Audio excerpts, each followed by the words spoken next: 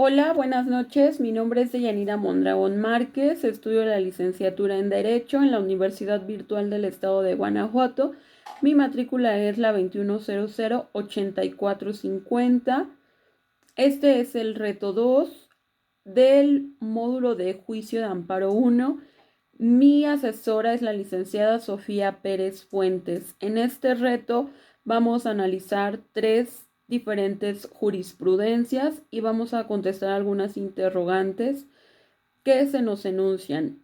La primera jurisprudencia que vamos a analizar es la 1AJ 102-2011. La segunda jurisprudencia es la 1AJ 78-2018 y la tercera es la PJ 145-2000, siendo las dos primeras de la primera sala y esta última del Pleno. La pregunta 1 nos dice que nos enfoquemos en la jurisprudencia número 1, que dice 1AJ 102-2011. ¿Por medio de qué método de integración se utiliza para la creación de dicha jurisprudencia? Esta jurisprudencia fue creada por el método de reiteración, basándonos en la legislación aplicable, que es el Diario Oficial de la Federación, la Ley de Amparo y la Constitución Política de los Estados Unidos Mexicanos, que nos dice que este tipo de jurisprudencias creadas por reiteración, estas jurisprudencias de la Suprema Corte de Justicia de la Nación, deben de sustentar un mínimo de criterio de 5 sentencias, no interrumpidas por otra en contrario, y resueltas en diferentes sesiones por una mayoría de votos de cuando menos 4, por lo que cumple con las siguientes sentencias. La 10-2017 PL 78-2010, 120-2010, 168-2010 y la 13-2011. La pregunta 2 nos dice respecto al caso número 2, que es la jurisprudencia 1AJ 78-2018, ¿cuáles son las razones para que la jurisprudencia 1AJ 93-2013 de la décima época fuera sustituida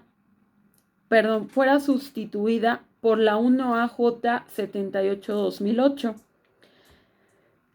Esta jurisprudencia es una jurisprudencia que se creó por el método de contradicción de tesis, por lo tanto su legislación aplicable va a ser, como todas, el Diario Oficial de la Federación, la Ley de Amparo y la Constitución Política de los Estados Unidos Mexicanos. La jurisprudencia se interrumpe o bien deja de tener carácter obligatorio cuando se pronuncie una sentencia en contrario. Esto lo enuncia el artículo 230 de la Ley de Amparo, donde también tenemos una jurisprudencia que por reiteración o por contradicción de tesis establezca el Pleno o las salas de la Suprema Corte de Justicia de la Nación, así como los plenos de circuito, y estas podrán ser sustituidas. En el año 2018, la Suprema Corte de Justicia de la Nación dio a conocer que la jurisprudencia 1AJ 78-2008 interrumpía a la jurisprudencia en ese momento vigente 1AJ 93-2013 de la décima época, al ser creada esta justamente con la finalidad de sustituir a esta otra jurisprudencia.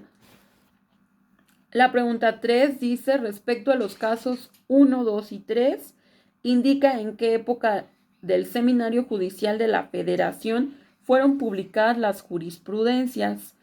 La tesis del caso 1, que es la 1AJ 102-2011, es de la novena época, al igual que la del caso 3, que es la PJ 145-2000. Estas son de la novena época, a excepción de la 2, la 1AJ 78-2018, que es la de la décima época. La pregunta 4 dice En el caso número 3, hablando de la jurisprudencia PJ 45-2000, señala para qué autoridades es obligatoria la aplicación de dicha jurisprudencia. Para dar respuesta a esta pregunta nos vamos a ir de vuelta a la ley aplicable, que es la Ley de Amparo y la Constitución Política de los Estados Unidos Mexicanos, así como las resoluciones que nos da a conocer la Suprema Corte de Justicia de la Nación por medio del Diario Oficial de la Federación. La Ley de Amparo nos dice en el artículo 217 que esta jurisprudencia es aplicable y de carácter obligatorio para los plenos de circuito, los tribunales colegiados y unitarios de circuito, los juzgados de distrito, tribunales militares y judiciales del ordenamiento común de los estados de la Ciudad de México o, como algunas leyes todavía lo marcan, del Distrito Federal, y tribunales administrativos y del trabajo locales o bien federales, así como para las salas y plenos de la Suprema Corte de Justicia de la Nación. Nuestra pregunta 5 nos pide volvernos a ir al caso 1 e identificar si se cumple con los requisitos establecidos en el artículo 223 de la Ley de Amparo. Esto con respecto a los votos que deben emitirse para la aprobación de una jurisprudencia. El artículo en sí menciona que la jurisprudencia por reiteración se establece o se crea cuando existe un mismo criterio de 5 sesiones resueltas por una mayoría de cuando menos 4 votos. Como lo vimos en la primera pregunta, la jurisprudencia número 1, que es la 1AJ02-2011, 102-2011, perdón, cumple precisamente con este requisito y por lo tanto la Suprema Corte de Justicia de la Nación la puede dar por aprobada. Asimismo, también cumple con los requisitos de los tribunales colegiados de circuito que establecen un mínimo, una unanimidad de votos de acuerdo al artículo 220. Como modo de conclusión, podemos decir que las jurisprudencias son indispensables, ya que hay muchos códigos que no se encuentran completos o que bien no tienen como tal un buen camino. Por lo tanto, podemos basarnos a las jurisprudencias que encontramos y tomarlas cuando estamos, por ejemplo, en un juicio. Entonces, si yo digo en la ley no encuentro nada o en los códigos vigentes no encuentro nada, me voy a una jurisprudencia y el juez me acepta mi jurisprudencia porque es de carácter obligatorio. Entonces, como modo de conclusión, podemos resumir que la jurisprudencia es muy importante ya que complementa un ordenamiento jurídico aplicable a un juicio, ya que muchas veces es necesario acudir a otro tipo de legislaciones.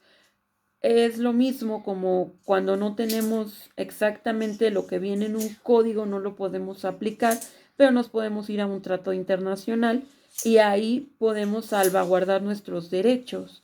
De este modo, lo que busca una jurisprudencia es salvaguardar los derechos de las personas que están siendo imputadas y con ello darles una segunda oportunidad.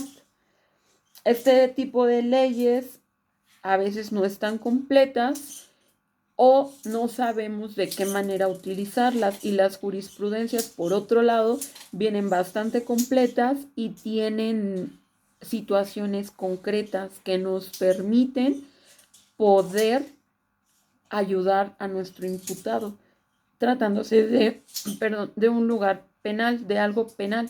Asimismo, en lo civil, en lo familiar, dependiendo de lo que estemos trabajando. Y obviamente es muchísimo mejor que sea una jurisprudencia, ya que es, como ya lo vimos, de carácter obligatorio. Ay.